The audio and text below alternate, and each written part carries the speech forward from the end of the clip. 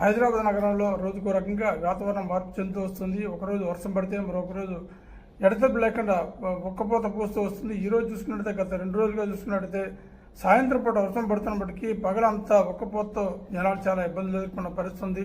అలాగే రాత్రిపూట కూడా తెల్లవారుజాము వరకు ఉక్కపోత విపరీతంగా వస్తూ వస్తుంది. 2 రోజుల కింద ఏదైతే పెద్ద ఎత్తున వర్షం పడిందో దాదాపు సాయంత్రం పూట మొదలైన ఈ వర్షం రాత్రి వరకు 3 గంటల పాటు ఎడతెరిపి లేకుండా కురిసిన ఈ వర్షానికైతే హైదరాబాద్ నగరంతో పాటు శివారు ప్రాంతాల నుండి అతలాకుతలమైనట్టు తెలుస్తోంది.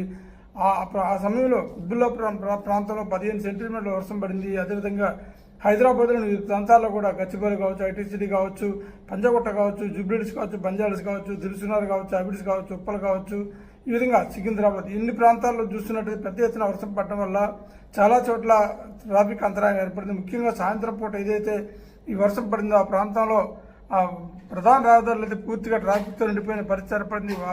సాయంత్రం పూట ఆఫీసుల నుంచి వచ్చే సమయం కావచ్చు, విద్యార్థులు స్కూల్ నుంచి వచ్చే సమయం కావచ్చు, అదేవిధంగా వ్యాపారస్తుల వారు కూడా ఇళ్లకు వెళ్లే సమయంలో ఈ వర్షం పడినందున చాలా ఇబ్బందులు ఎదుర్కోవాల్సి వచ్చింది.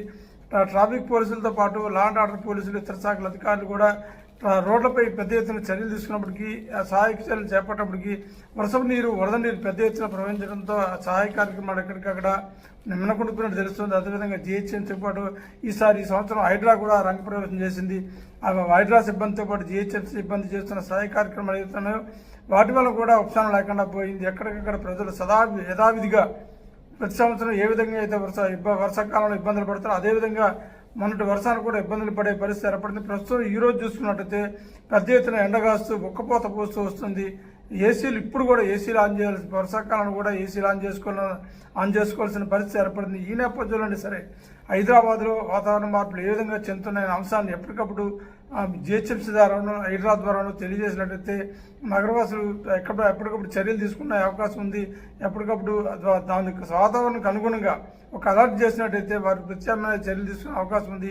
ప్రస్తుతం వర్షాకాలంలో పడుతున్న ఇబ్బందులు అయితే తప్పించేందుకు జిహెచ్ఎంసీ ఇప్పుడు హైడ్రా చేస్తున్న ప్రయత్నాలు ఎక్కడికక్కడ ఫలించలేనట్టు తెలుస్తుంది. ముఖ్యంగా రోడ్లపై వరద నీరు పెద్ద ఎత్తున నిలబడిపోవడం, అదేవిధంగా చెట్లు రోడ్ల కట్టంగా పడిపోవడం, ఇలాంటి కారణాల వల్ల చాలా ఇబ్బందులు ఎదుర్కొన్న పరిస్థితి. కొన్ని చోట్ల అయితే ప్రాణాపాయం జరగకపోయినప్పటికీ ఆస్తి నష్టం పెద్ద ఎత్తున జరిగినట్టు తెలుస్తుంది.